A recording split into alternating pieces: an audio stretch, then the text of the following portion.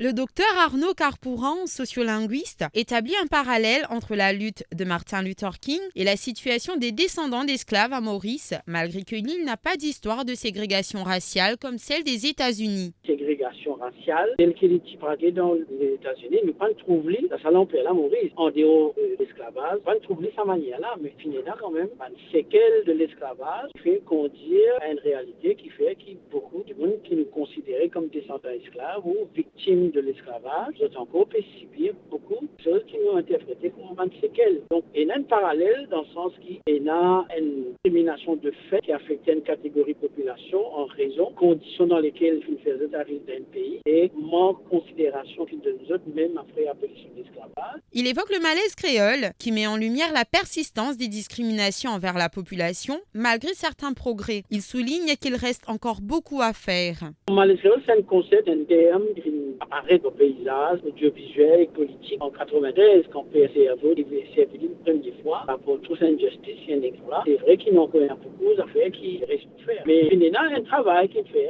des réflexions, il y a beaucoup d'affaires qu'il reste à faire, mais encore il y a beaucoup d'affaires pour faire. Stéphane Cargou, directeur du centre Nelson Mandela, explique que la célébration du Martin Luther King Day à Maurice met en lumière l'importance de ce leader pour la lutte contre l'injustice. Bien que le centre porte le nom de Mandela, il souligne que Martin Luther King, qu'il considère comme un modèle, occupe une place importante pour tous, au-delà des questions de descendance, car nous sommes tous humains. Il fait partie d'une période très très importante. On appelle ça le Black History Month. C'est une période où nous célébrons une grande figure noire qui marque l'histoire du monde. Pour le Martin Luther King Day, c'est ce qu'il fait donc. Nous sensibilisons à la vie et à l'œuvre de Martin Luther King pour que nous-mêmes, nous capables de la vie et améliorer la vie. Parce que nous cause descendants, nous pas cause descendants esclaves, nous cause descendants du monde, plus pas descendants panafricains. Nelson Mandela ou Martin Luther King, c'est une grande figure noire. Là, définitivement, c'est une place de conférence parce que c'est un héros, c'est un modèle qui nous capable d'inspirer nous pour améliorer la vie, penser aux autres la vie avec le fleuve. Bien que le Martin Luther King Day ne soit pas une commémoration officielle à Maurice, les principes de justice sociale et d'égalité qu'il défend continuent d'influencer le paysage social de l'île. À travers les réflexions de chercheurs et de leaders locaux, la lutte pour la dignité humaine, inspirée par ce dernier, demeure un combat universel et actuel, soulignant la nécessité de poursuivre les efforts en faveur de l'inclusion et de l'unité à Maurice et dans le monde. Ainsi, au-delà des frontières géographiques, le message de Martin Luther King transcende les cultures et reste d'une pertinence intemporelle à l'échelle mondiale.